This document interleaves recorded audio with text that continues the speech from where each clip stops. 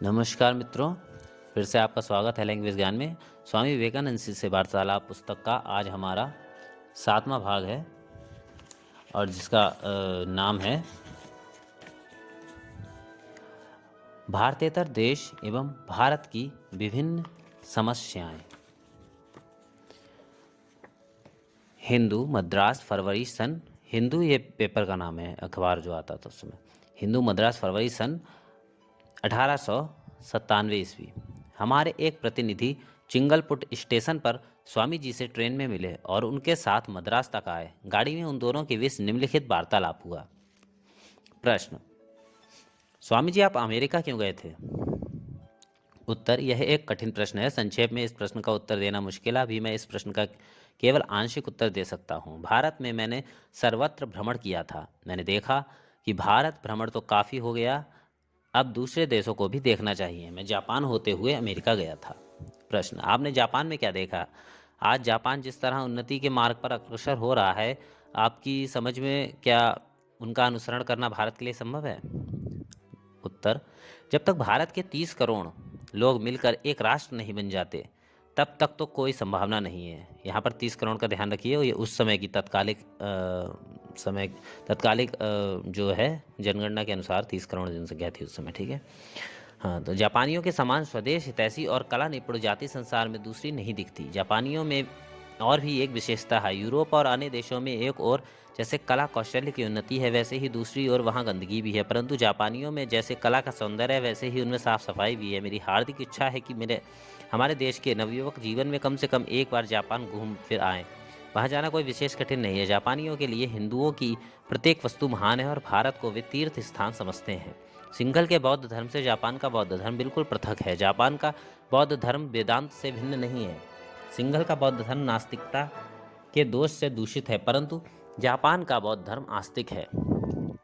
प्रश्न: जापान अकस्मात ही कैसे इतना उन्नत हो गया, इसका क्या रहस्य है? उत्तर: जापान का आत्मविश्वास और स्वदेश प्रेम। जब भारत में ऐसे व्यक्तियों का जन्म होगा जो जन्मभूमि के लिए सर्वस्व बलिदान करने के लिए तत्पर रहेंगे, जिनके मन और मुंह एक होंगे, अर्थात जो निष्कपट और लगन के पक्के होंगे, तब भारत पुनः सब विषयों में श्रेष्ठ पदवी प्राप्त करेगा। मनुष्य ही देश का निर्माण करते हैं, केवल भूखंड में क्या रखा है। सामाजिक तथा राजनीतिक विषयों में जब तुम जापानियों के समान सच्चे होगे, तब तुम भी जापानियों की तरह बड़े हो जाओगे। जापानी लोग अपने देश के लिए सब कुछ निछावर करने को तैयार रहते हैं, इसीलिए वे बड़े बन गए हैं। और तुम लोग तो कामिनी कांचन के लिए सर्वस्व त्यागने को प्रस्तुत हो। प्रश्न: आपकी इच्छा क्या ऐसी है कि भारत जापान के समान हो जाए? उत्तर: नहीं, कभी नहीं। भारत तो भारत ही रहेगा। भारत कैसे जापान अथवा अन्य किसी दूसरे राष्ट्र के समान हो सकता है? जैसे संगीत में एक मुख्य स्वर होता है और अन्य स्वर उसके अनुगत होते हैं, वैसे ही प्रत्येक जाति का एक एक मुख्य भाव हुआ करता है और अन्यान्य भाव उसी के अनुगत होते हैं। भारत का मुख्य भाव है धर्म, समाज, संस्कार कहो अथवा और कुछ, सभी इस देश में गौड़ हैं। अतः भारत जापान के समान नहीं हो सकता। कहावत है कि जब हृदय खुलता है तब भाव स्रोत उमड़ आता है। भारत का हृदय भी एक दिन अवश्य खुलेगा, तब आध्यात्म स्रोत प्रवाहित होने लगेगा। भारत तो भारत ही है, हम जापानियों के समान नहीं है। हम हिंदू हैं। भारत का वातावरण ही एक अलौकिक शांति प्रदान करता है। मैं यहाँ अविराम कर्म कर रहा हूँ, पर इसी के बीच मुझे विश्राम भी मिल रहा है। भारत में केवल धर्म कार्यों के अनुष्ठान से ही शांति मिल सकती है। यहाँ सांसारिक कार्यों में फंसने से अंत में मृत्यु होती है, मधुमेह रोग से। प्रश्न: अच्छा स्वामी जी, जापान की बात छोड़ दीजिए, आपका अमेरिका का प्रथम अनुभव कैसा रहा? उत्तर: वह आरंभ से अंत तक बहुत अच्छा रहा। मिशनरियों और गिरजाघर की औरतों यानी चर्च वुमेन को छोड़कर शेष सब अमेरिका वाले बड़े अतिथि परायण, सुंदर स्वभाव वाले और सौहृदय हैं। प्रश्न: स्वामी जी, गिरजाघर की औरतों का क्या मतलब? अमेरिकन स्त्रियां उत्तर: अमेरिकन स्त्रियां जब विवाह करने के लिए व्याकुल हो जाती हैं, तब वे समुद्रों के किनारे स्नान के स्थानों में घूमती रहती हैं और किसी पुरुष को पकड़ने के लिए जितने कौशल कर सकती हैं करती हैं। जब सारी चेष्टाएं विफल हो जाती हैं, तब वे चर्च में शामिल हो जाती हैं। तब उनको वहाँ ओल्ड मेड कहते हैं। उनमें से कोई कोई तो चर्च की बेहद कट्टर भक्तिन बन जाती हैं। वे भयंकर मतांध होती हैं। वे पुरोहितों के अधीन रहती हैं। पुरोहितों के साथ मिलकर वे संसार को नरक में परिणत करती हैं और धर्म को खेल तमाशे की वस्तु बना डालती हैं। इन्हें छोड़ अमेरिकन लोग बहुत अच्छे हैं। मुझ पर उन लोगों का बड़ा प्यार था और मेरा भी उन पर बड़ा प्रेम है। मुझे ऐसा प्रतीत होता था मानो मैं उन्हीं में एक हूँ। अच्छा, स्नान के स्थान, इसके बारे में स्पष्ट कर दूं। अमेरिका में समुद्र तट के अच्छे अच्छे स्वास्थ्यप्रद स्थानों में नहाने के लिए अच्छी व्यवस्था रहती है। धनी लोग जलवायु परिवर्तन के लिए कभी कभी वहां पर आकर ठहरते हैं। इन स्थानों में धनी लोगों के लड़के लड़कियों को आमोद प्रमोद करने का मौका मिलता है। बहुतों का तो वहीं पर भावी विवाह निश्चित हो जाता है। ठीक है, अगला प्रश्न है, आपकी राय में शिकागो की धर्म महासभा से क्या फल हुआ है? उत्तर, मेरी धारणा है उस महासभा का उद्देश्य था संसार के सम्मुख सारे ईसाई धर्मों को हीन ठहराना, परंतु फल विपरीत ही हो गया। ईसाई धर्म ही प्रधान और ईसाई धर्म हीन ठहर गया। इसलिए ईसाइयों की दृष्टि में उस सभा का उद्देश्य असफल रहा। देखो ना, अभी फिर से पेरिस में और एक धर्म महासभा बुलाने की बात चल रही है, परंतु रोमन कैथोलिक लोग जो शिकागो धर्म महासभा के संचालक थे, अब इस कोशिश में लगे हुए हैं कि पेरिस में वह धर्म महासभा ना हो सके। पर शिकागो सभा भारत और भारतीय विचारधारा के लिए बड़ी यशस्वी साबित हुई। इससे विश्व को वेदांत के सिद्धांतों द्वारा आप्लावित करने में सहायता मिली। अब सारी दुनिया वेदांत की धारा में बह रही है। निश्चय ही शिकागो सभा के इस परिणाम से अमेरिका वासी बड़े प्रसन्न हैं। हाँ, कट्टर पुरोहितों और गिरजाघर की औरतों को छोड़कर। प्रश्न, स्वामी जी, इंग्लैंड में आपके प्रचार कार्य की सफलता कैसी मालूम हो रही है? उत्तर, बहुत आशापूर्ण है। कुछ वर्षों में ही अधिकांश अंग्रेज वेदांती हो जाएंगे। अमेरिका की अपेक्षा इंग्लैंड का मुझे अधिक भरोसा है। अमेरिका वालों को तो देख ही रहे हो, वे सभी विषयों में एक हो हल्ला मचाते हैं, यह उनका स्वभाव है। लेकिन अंग्रेज ऐसा हो हल्ला नहीं मचाते। वेदांत को बिना समझे ईसाई अपने न्यू टेस्टामेंट को भी नहीं समझ सकते। वेदांत ही संसार के सारे धर्मों की युक्ति संगत व्याख्या है। वेदांत को छोड़ देने पर सभी धर्म कुसंस्कार मात्र हैं और वेदांत को ग्रहण करने से सब ही धर्म हो जाता है। प्रश्न, आपने अंग्रेजों के चरित्र में कौन सा विशेष गुण पाया? उत्तर, किसी विषय में विश्वास होते ही अंग्रेज तत्काल उसे काम में लाने का प्रयत्न करते हैं। उनकी कार्यशक्ति असाधारण है। अंग्रेज पुरुष या स्त्री की अपेक्षा उन्नत नर नारी संसार में अन्यत्र नहीं दिखते, इसीलिए उन पर मेरा इतना विश्वास है। हाँ, पहले उनके मस्तिष्क में कुछ प्रविष्ट कराना कठिन अवश्य है। बहुत प्रयत्न करने के बाद लगातार उसमें लगे रहने से तब कहीं उनके मस्तिष्क में कोई भाव घुसता है, पर एक बार घुस गया तो फिर वह आसानी से नहीं निकलता। इंग्लैंड में किसी भी मिशनरी अथवा अन्य किसी भी व्यक्ति ने मेरे विरुद्ध कुछ नहीं कहा। किसी ने भी मेरी किसी प्रकार निंदा करने की कोशिश नहीं की। मुझे यह देख बड़ा आश्चर्य हुआ कि वहाँ के मेरे अधिकांश मित्र चर्च ऑफ इंग्लैंड के सदस्य हैं। वे इंग्लैंड के अति निम्न श्रेणी के हैं। कोई भी शिष्ट अंग्रेज उनके साथ संपर्क नहीं रखता। यहाँ अर्थात भारत की तरह इंग्लैंड में भी जाति विभाग अत्यंत कड़ा है और चर्च ऑफ इंग्लैंड के अंतर्भुक्त सारे अंग्रेज शिष्ट श्रेणी के होते हैं। भले ही आपका उनके साथ मतभेद हो, पर इससे आपके साथ उनकी मित्रता में कोई बाधा उपस्थित नहीं होती। इसलिए मैं अपने स्वदेशवासियों को यह सलाह देना चाहता हूं कि अब जब मैंने मिशनरियों का स्वरूप जान लिया है तो बेहतर यही है कि इन गाली गलौज करने वाले मिशनरियों की ओर तनिक भी ध्यान नहीं देना चाहिए। आखिर हम ही ने तो उनको सिर पर चढ़ाया है, अब उनकी पूरी उपेक्षा ही करनी चाहिए। प्रश्न, स्वामी जी, आप कृपा करके अमेरिका और इंग्लैंड के समाज सुधारकों की कार्यप्रणाली के विषय में कुछ बताएंगे? उत्तर, सारे समाज सुधारक, कम से कम उनके नेता लोग, तो अब अपने साम्यवाद आदि की कोई धर्म भित्ति निकालने की चेष्टा कर रहे हैं और वह धर्म भित्ति वेदांत में ही पाई जाती है। उनके अनेक नेताओं ने जो मेरी वक्तृता सुनने आया करते थे मुझसे कहा है कि नए ढंग से समाज का गठन करने के लिए वेदांत को ही भित्ति बनाना होगा। प्रश्न, भारत की सर्वसाधारण जनता के संबंध में आपकी क्या राय है? हम बहुत ही गरीब हैं। हमारी साधारण जनता लौकिक विद्या में बड़ी अजान है, परंतु वे लोग बड़े अच्छे हैं क्योंकि यहाँ गरीबी अपराध नहीं मानी गई है। ये लोग कभी दुर्दमनीय नहीं होते। अमेरिका और इंग्लैंड में मेरी पोशाक से चिढ़कर लोगों ने कई बार मुझे घेर लिया था, परंतु भारत में किसी की वेशभूषा से उत्तेजित होकर लोग उसे मारने के लिए दौड़े हों, ऐसी बात तो मैंने कभी सुनी भी नहीं। अन्यान्य बातों में हम भी हमारी जनता यूरोप की जनता से कई गुनी सभ्य है। प्रश्न, भारतीय जनसाधारण की उन्नति के लिए आपके मत में क्या करना उत्तम है? उत्तर, उनको लौकिक विद्या सिखानी होगी। हमारे पूर्वज जो प्रणाली दिखा गए हैं उसी का अनुसरण करना होगा, अर्थात उच्च उच्च आदर्शों को धीरे धीरे जनता में प्रवेश कराना होगा। धीरे धीरे उनको उठाओ, धीरे धीरे उनको समता की धरातल पर ले आओ। लौकिक विद्या को भी धर्म के माध्यम से सिखाना होगा। प्रश्न, परंतु स्वामी जी आप क्या ऐसा समझते हैं कि यह काम सहज होगा? उत्तर, नहीं। इस काम को धीरे धीरे ही करना होगा, परंतु यदि मुझे स्वार्थ त्यागी युवकों का एक अच्छा दल मिल जाए जो मेरे साथ काम करने को तैयार हों, तो यह काम कल ही सिद्ध हो सकता है। इसके लिए उत्साह और स्वार्थ त्याग की मात्रा पर ही कार्य सिद्धि की शीघ्रता अथवा विलंब निर्भर है। प्रश्न, परंतु यदि उनकी वर्तमान हीन दशा का कारण उनके पिछले कर्म माने जाएं, तो स्वामी जी आप कैसे समझते हैं कि अनायास ही उनका निवारण हो जाएगा, और उनकी सहायता भी आप किस प्रकार करेंगे? स्वामी जी ने क्षण भर के लिए भी न रुक कर उत्तर दिया, कर्मवाद ही मनुष्य की स्वतंत्रता की शाश्वत घोषणा है। यदि यह सत्य हो कि हम अपने कर्म के द्वारा अपने को हीन दशा में ला सकते हैं, तो कर्म के द्वारा अपनी अवस्था को उन्नत बनाना भी अवश्य हमारे अधीन है। फिर जनता केवल अपने कर्मों द्वारा ही इस हीन दशा को प्राप्त हुई हो, ऐसा नहीं है।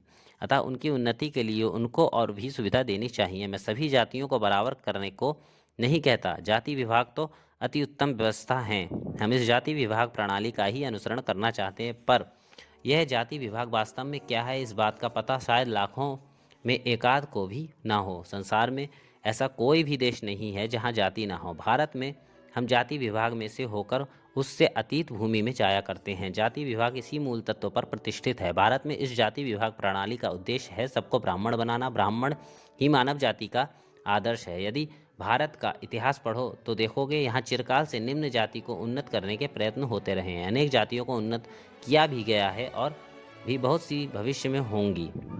यहाँ तक अंत में सभी ब्राह्मण हो जाएंगे। यही हमारी कार्य प्रणाली है। किसी को नीचे नहीं लाना है, वरन सबको ऊपर उठाना है, और यह काम विशेषकर ब्राह्मणों को ही करना होगा, क्योंकि प्रत्येक सामंतशाही अथवा विशेष अधिकार प्राप्त वर्ग का यह कर्तव्य है कि वह स्वयं अपनी कब्र खोद ले, और जितना शीघ्र वह ऐसा करे उतना ही सबके लिए अच्छा है। इसमें बिल्कुल देरी नहीं करनी चाहिए। यूरोप या अमेरिका के जाति विभाग से भारत का जाति विभाग कई गुना अच्छा है, पर हाँ, मैं यह नहीं कहना चाहता कि भारतीय जाति विभाग संपूर्ण अच्छा है। यदि यहाँ जाति विभाग ना होता तो तुम कहाँ होते? जाति विभाग के ना होने से तुम्हारी विद्या या अन्य गुण आदि कहाँ होते? जाति विभाग ना होता तो यूरोप निवासियों के पढ़ने के लिए ये शास्त्र आदि फिर कहाँ रहते? मुसलमानों ने तो इन सब का ध्वंस कर डाला होता। भारतीय समाज क्या कभी भी स्थितिशील रहा? वह तो सदा ही गतिशील है। कभी कभी जैसे विदेशियों की चढ़ाई के समय यह मंदी गति मंद रही है, और दूसरे समय वह फिर वेगवती हो गई है। मैं अपने स्वदेशवासियों से यही कहता हूँ। मैं उनको गाली नहीं देता, उनकी निंदा नहीं करता। मैं उनके अतीत की ओर देखता हूँ और मुझे दिख पड़ता है कि जिन परिस्थितियों में से होकर उनको आना पड़ा, उन परिस्थितियों में अन्य कोई भी जाति उनकी अपेक्षा अधिक महान कार्य नहीं कर सकती थी। मैं उनसे कहता हूँ कि तुमने अतीत में बहुत अच्छा कार्य किया है, अब उससे और भी उत्तम कार्य करने का प्रयत्न करो। विशेषतः अधिकतर प्राप्त वर्ग यदि अपने धन, विद्या, बुद्धि, प्रवृत्ति को सर्वसाधारण के बीच वितरण कर दे, तो वह वर्ग पृथक न रह जाएगा, अर्थात वह अपनी कब्र खोद लेगा। यहाँ पे कब्र खोदने का मतलब यह था। प्रश्न, स्वामी जी जाति विभाग के साथ कर्मकांड के संबंध पर आपका क्या मत है? उत्तर, जाति विभाग प्रणाली निरंतर बदल रही है और क्रियाकांड भी साथ ही साथ निरंतर बदल रहा है। केवल मूल तत्व में कोई परिवर्तन नहीं होता। हमारा धर्म क्या है यह जानना हो तो वेदों को पढ़ना होगा। वेदों को छोड़कर अन्य सारे शास्त्र युग के साथ बदलते रहते हैं। वेदों का अनुशासन चिरकाल के लिए है, अन्य शास्त्रों का प्रमाण कुछ निर्दिष्ट समय के लिए ही रहता है। जैसे एक स्मृति एक युग के लिए और दूसरी दूसरे युग के लिए। बड़े बड़े महापुरुष अवतार आदि सदैव आते रहते हैं और उस युग के लिए कर्तव्य का निर्देश कर जाते हैं। कुछ महापुरुष निम्न जाति की उन्नति के लिए प्रयत्न कर गए हैं। माधवाचार्य जैसे कोई महापुरुष स्त्रियों को वेद पढ़ने का अधिकार दे गए हैं। जाति विभाग कभी मिट नहीं सकता, पर हाँ, उसको बीच बीच में नए ढांचे में ढाल लेना होगा। हमारी प्राचीन समाज पद्धति के भीतर ऐसी जीवनी शक्ति विद्यमान है जिससे हजारों प्रकार की नई प्रणालियां गठित हो सकती हैं। जाति विभाग को मिटाने की इच्छा कोरा पागलपन है। पुरातन का ही नया रूप या विकास यही नूतन कार्य प्रणाली है। प्रश्न, क्या हिंदुओं के लिए समाज सुधार की कोई आवश्यकता नहीं है? उत्तर, अवश्य है। प्राचीन काल में बड़े बड़े महापुरुष समाज की उन्नति के लिए नई नई पद्धतियों का आविष्कार करते थे और राजा लोग विधान बनाकर उनको प्रचलित कर देते थे। प्राचीन काल में इसी भांति भारतीय समाज की उन्नति होती थी। वर्तमान काल में इस प्रकार सामाजिक उन्नति करने के लिए एक ऐसी शक्ति की आवश्यकता है जिसके परामर्श को सब कोई मान्यता दें। अब हिंदू राजा नहीं रहे। अब तो लोगों को स्वयं ही अपने सुधार, अपनी उन्नति आदि की चेष्टा करनी होगी। अतः हमें तब तक ठहरना होगा जब तक लोग शिक्षित होकर अपनी आवश्यकताओं को समझने नहीं लगते और अपनी समस्याओं को आप ही हल करने के लिए तैयार व समर्थ नहीं हो जाते। इससे अधिक दुख की बात और नहीं हो सकती कि किसी सुधार के समय सुधार के पक्ष में बहुत थोड़े ही लोग मिलते हैं। इसलिए कुछ काल्पनिक सुधारों में जो कभी कार्य में परिणत न होंगे, व्यर्थ ही शक्ति का क्षय न कर हमें चाहिए कि हम एकदम जड़ से ही प्रतिकार का प्रयत्न करें, एक ऐसे समाज की सृष्टि करें जो अपने विधान आप ही बना दे। मतलब यह है कि इसके लिए लोगों को शिक्षा देनी होगी, इससे वे स्वयं ही अपनी समस्याओं को हल कर लेंगे, अन्यथा ये सारे सुधार आकाश कुसुम ही रह जाएंगे। आप ही अपनी उन्नति करना, यही नई प्रणाली है। इसे कार्य में लाने में देर लगेगी, विशेषकर भारतवर्ष में, क्योंकि प्राचीन काल में यहाँ बराबर ही राजाओं का शासन होता रहा। प्रश्न: क्या आप समझते हैं कि हिंदू समाज यूरोप के समाज की रीति नीति अपनाकर कृतकृत्य हो सकता है? उत्तर: नहीं, पूरी तरह नहीं। मैं तो यह कहता हूँ कि यूनान की विचारधारा यूरोपीय जातियों की बहिर्मुखी शक्ति में प्रकट हो रही है। उसके साथ हिंदू धर्म का योग होने पर वह भारत के लिए एक आदर्श समाज होगा। उदाहरण के लिए देखिए, वृथा शक्ति क्षय न कर और कुछ काल्पनिक व्यर्थ विषयों पर दिन रात बकवास न कर अंग्रेजों से यह शिक्षा लेनी चाहिए कि आज्ञा पाते ही तत्काल नेता का आदेश किस तरह पालन किया जाए, किस तरह ईर्ष्याहीनता, अदम्य अध्यवसाय और अनंत आत्मविश्वास अपने में लाया जाए। एक अंग्रेज यदि किसी को अपना नेता स्वीकार कर लेता है तो फिर सभी अवस्थाओं में वह उसके आज्ञाधीन रहता है। यहाँ भारत में सब कोई नेता बनना चाहते हैं, आज्ञा पालन करने वाला कोई नहीं है। आदेश देने के पहले प्रत्येक को चाहिए कि वह आदेश का पालन करना सीखे। हमारी ईर्ष्या का अंत नहीं है, और जो जितना ही हीन शक्ति होता है वह उतना ही ईर्ष्या परायण होता है। जब तक हम हिंदू इस ईर्ष्या द्वेष का त्याग ना करेंगे, जब तक हम नेता के आज्ञा पालन की शिक्षा नहीं लेंगे, तब तक हम में संगठन की शक्ति नहीं आ सकती। तब तक हम ऐसे ही बिखरे हुए रहेंगे और कुछ भी ना कर सकेंगे। भारत को यूरोप से बाह्य प्रकृति पर जय पाने की शिक्षा लेनी है। इसी प्रकार यूरोप को भारत से अंतः प्रकृति पर जय पाने की शिक्षा लेनी है। ऐसा होने पर फिर हिंदू यूरोपियन का कुछ भेदभाव न रहेगा। उभय प्रकृति जयी एक आदर्श मनुष्य समाज का निर्माण होगा। हम मनुष्यत्व के एक पहलू का और वे लोग दूसरे पहलू का विकास कर रहे हैं। आवश्यकता है इन दोनों के मिलन की। मुक्ति, जो कि हमारे धर्म का मूल मंत्र है, उसका यथार्थ अर्थ ही है भौतिक, मानसिक और आध्यात्मिक स्वाधीनता। प्रश्न: स्वामी जी, धर्म के साथ क्रियाकांड का क्या संबंध है? उत्तर: क्रियाकांड धर्म का प्राथमिक विद्यालय या शिशुशाला है। संसार की वर्तमान दशा में उसकी नितांत आवश्यकता है, परंतु लोगों को नए नए अनुष्ठान देने होंगे। इस कार्य की जिम्मेदारी कुछ चिंतनशील व्यक्तियों को लेनी होगी। पुराने क्रियाकांडों को बदलकर नयों का प्रवर्तन करना होगा। प्रश्न: देखता हूँ तब तो आप क्रियाकांड को बिल्कुल ही हटा देना चाहते हैं। उत्तर: नहीं, मेरा मूल मंत्र गठन है, विनाश नहीं। वर्तमान क्रियाकांडों से नए क्रियाकांडों की रचना करनी होगी। यह मेरा दृढ़ विश्वास है कि सभी विषयों में उन्नति की अनंत शक्ति है। एक परमाणु के पीछे समग्र विश्व ही शक्ति है।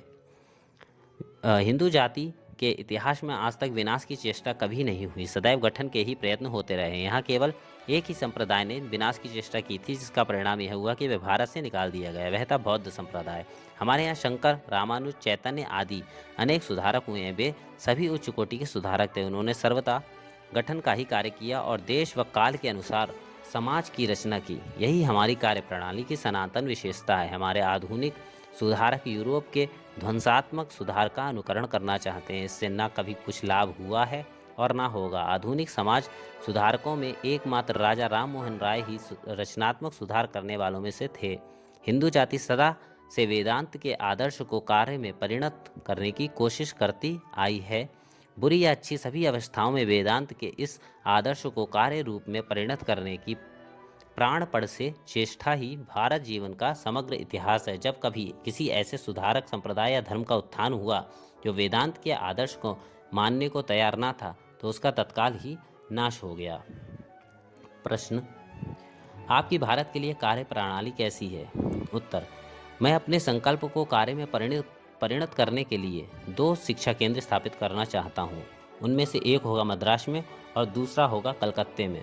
यदि मेरे संकल्प के विषय में पूछो तो उसका संक्षेप में यह उत्तर है: वेदांत के आदर्श को प्रत्येक व्यक्ति के जीवन में परिणत करने का प्रयत्न, चाहे वह व्यक्ति साधु हो या असाधु, ज्ञानी हो या अज्ञानी, ब्राह्मण हो अथवा चांडाल। अब हमारे प्रतिनिधि ने भारत की राजनीतिक समस्या के बारे में कुछ प्रश्न किए, परंतु उनके उत्तर मिलने के पहले ही गाड़ी मद्रास के एगमोर स्टेशन के प्लेटफार्म पर आ पहुंची। स्वामी जी के श्रीमुख से इतना ही सुनने को मिला कि वे भारत और इंग्लैंड की समस्याओं को राजनीति के साथ मिलाने के घोर विरोधी हैं। इसके पश्चात हमारे प्रतिनिधि ने विदा ली।